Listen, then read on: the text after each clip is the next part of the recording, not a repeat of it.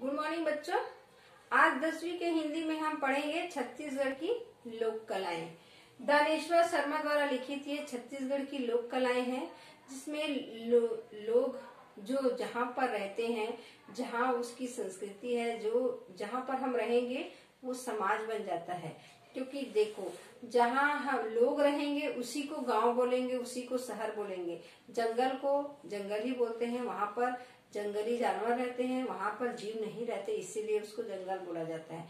और जहाँ पर जो हम इंसान रहते हैं वहाँ, क्योंकि जो इंसान रहते हैं वो सामाजिक प्राणी है, जहाँ पर रहेंगे वहां पर एक समाज का निर्माण होता है, बोलचाल होगा, वहाँ संस्कृति होगी, वहाँ लोक कलाएं होगी। उन्हीं के प्रादुर्भाव से लोग बंधे हुए रहते हैं, क्योंकि उनकी भावनाएं बंधी हुई रहती है, एक दूसरे से भावनात्मक रूप से जुड़े हुए रहते हैं, क्योंकि सब एक बोलचाल से ही जुड़ते हैं। एक बोली होती है, बोली लोक कलाएं, बोली के साथ लोक कलाएं, भाषा सब उसी के साथ जुड़ा होता है। क्योंकि लोग एक दूसरे के साथ हम बंधे होते हैं। क्यों बंधे होते हैं? क्योंकि हम उसके साथ बात करते हैं, भावनात्मक जुड़े होते हैं। क्योंकि आचार विचार किससे जानेंगे हम? बातों से, बोली से। हम एक दूसरे को उनसे कुछ शेयर करेंगे, कुछ बातचीत करेंगे, तभी जानेंगे कि उसको तकलीफ क्या है, उसको जरूरत क्या है। ठीक है, हम दो व्यक्ति बात करेंगे तभी समझेंगे कि हम क्या क्या उसको समस्या है या क्या जरूरत है, क्या कहना चाहते हैं, क्या उनकी जरूरतें हैं। तो मनुष्य जो है सामाजिक प्राणी है, समाज में रहना चाहते हैं, समाज के बंधनों में रहना चाहते हैं, आचार विचार करते हैं और बातों के द्वारा ही वो लेन देन करते हैं। तो लोग जहाँ पर रहेंगे संस्कृति होगी, आचार विचार होंगे, लोक कलाएं होगी। क्योंकि लोग जो है सब प्रकार से सुख चाहते हैं, तो एक गाना गाना, सुनना, डांस करना और अपने कला को दिखाना, अपने आव भाव के द्वारा अपने मन की इच्छाओं को जागृत करना, ये लोगों की प्रवृत्ति होती है।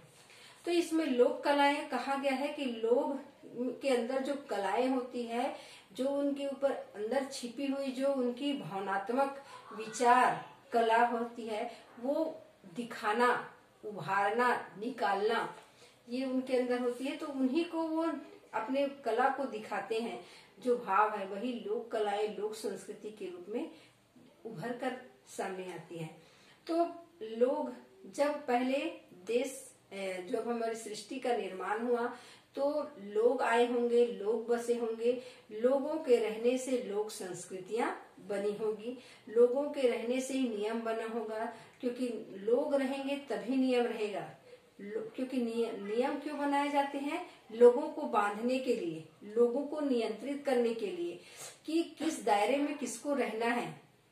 किस जानवर जो है कैसे भी रह सकते हैं, कैसे भी जा सकते हैं, कहीं भी आ जा सकते हैं, परंतु मनुष्य नहीं आ जा सकते। उसके लिए एक बंधन बनाए गए हैं कि क्या काम करना जायज है, क्या नाजायज है, क्या कर सकता है, कहाँ जा सकता है, कहाँ आ सकता है, किस उम्र के बच्चे क्या करते हैं, कैसे जाते हैं, कहाँ जाते हैं, ये सब नियम के अनुसार बंधा होता है। तो लोग रहते रहते ये नियम बनाते हैं कि हम रह रहे हैं तो इसके लिए नियम जरूरी है। तो हर जगह में नियम की आवश्यकता पड़ती है। स्कूल में जाओगे, कॉलेज में जाओगे, घर में रहोगे, एक समाज में रहोगे, कहीं पर भी जाओगे, नियम का पालन आपको करना ही पड़ता है, नियम बनाना ही पड़ता है। हर जगह की नियम लिखा जाता है, सब जगह। क्योंकि मनुष्य जो है नियम को देखते हुए अपने आदत को बदलता है, आदत को बनाता है। तो लोग पहले आए होंगे, लोगों के बाद यहाँ पर नियम बना होगा, लोगों के रहते रहते यहाँ पर आचार विचार, बातें शुरू हुई होगी, बातों के साथ साथ में अपने भावनाओं को उजागर किया होगा, लोगों के अंदर में जो उनके विचार हैं वो निकला होगा, उनके जो कलाएं हैं वो निकले होंगे। तो लोगों के द्वारा ही लोक संस्कृति का उजागर हुआ होगा। तो उसी को यहाँ पर दानेश्वर शर्मा जी बताए हैं कि लोक में ही संस्कृति होती है। तो आगे देखते हैं। दीपावली के समय कार्तिक अमावस्या की रात को गौरी पार्वती की पूजा होती है। गौड़ जाति की महिलाएं इस अवसर पर जो गीत गाती हैं वे गौरा गीत कहलाते हैं। उसी के समय दिवाली के समय उन लोग भी गौरा गौरी की पूजा करते हैं, शंकर पार्वती का विवाह करते हैं, रात भर उसकी पूजा करेंगे, उसी में उन लोग धूम रहते हैं और सुबह उसका विसर्जन करते हैं। छोटे पदों में किंतु बड़ी ऊर्जा से भरे इस गीतों में श्रोताओं को भी झुमा देने की ताकत है।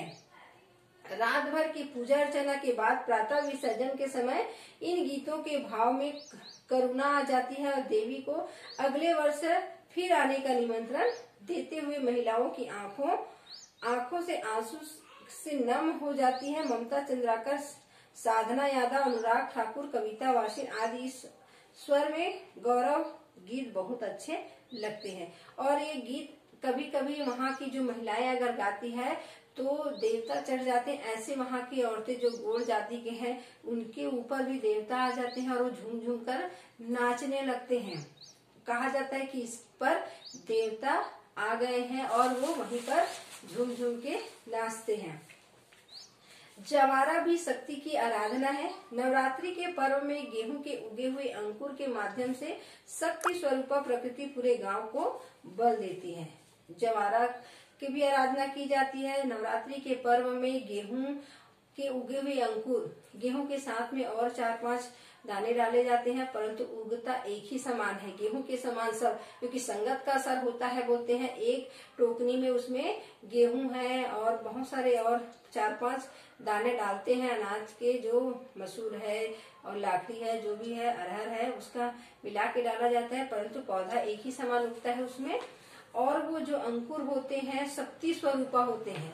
और ऐसा वैज्ञानिक धारणा भी है कि जहाँ पर अगर वो नए नए अंकुर आते हैं जो गेहूं के, और उस अंकुर को अगर किसी को खिलाए तो बहुत पौष्टिक होता है, उसमें बहुत ताकत आती है, नस का जो प्रॉब्लम है वो दूर होता है, और उसमें उसके आसपास जो बैक्टीरिया है वो बैक्टीरिया को अपने आसपास आने नहीं देता, घर शुद्धिकरण हो जाता है। पहले की मान्यता है जवारा जिस घर में किसी प्रकार के बहुत तबीयत खराब होता है, कुछ विपत्ति आती है, तो लोग उसमें बदना बद देते हैं कि हमको ये काम करना है, जवारा बोना है ताकि हमारी समस्या दूर हो सके। तो एक कारण है कि अपनी समस्या को दूर करने के लिए किया जाता था।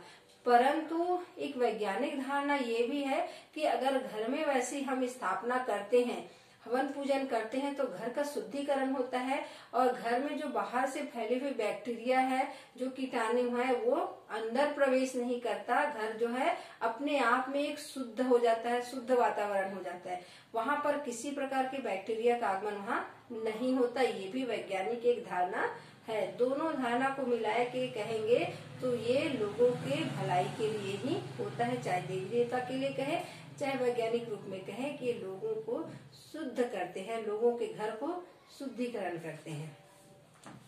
तो नवरात्रि के पर्व में गेहूं के उगे अंकुर के माध्यम से शक्ति स्वरूपा प्रकृति पूरे गांव को बल देती है, ताकत देती है, क्योंकि उसके रस को अगर पिला दो, उस जवारा जो उगे रहते हैं उसके रस को पिलाओ, उसमें बहुत ताकत आती है। नस में कहीं पर अवरुद्ध हो वो खुल जाता है और उसके रक्त चाप को बढ़ा देता है। छत्तीसगढ़ के प्रमुख लोकगीत गायक लाला फूलचंद श्रीवास्तव, भैयालाल हैड़ाऊ, बेहतर राम साहू, पंचराम बिरझा, केदार यादव, नर्मदा प्रसाद वैष्णव, कोदूराम वर्मा, शिव कुमार तिवारी, शेख हुसैन और प्रकाश देवांगर हैं। सुघर सुघर कथा, सुघर सुघर कहानी, सुन ले भैया सुन ले बहनी।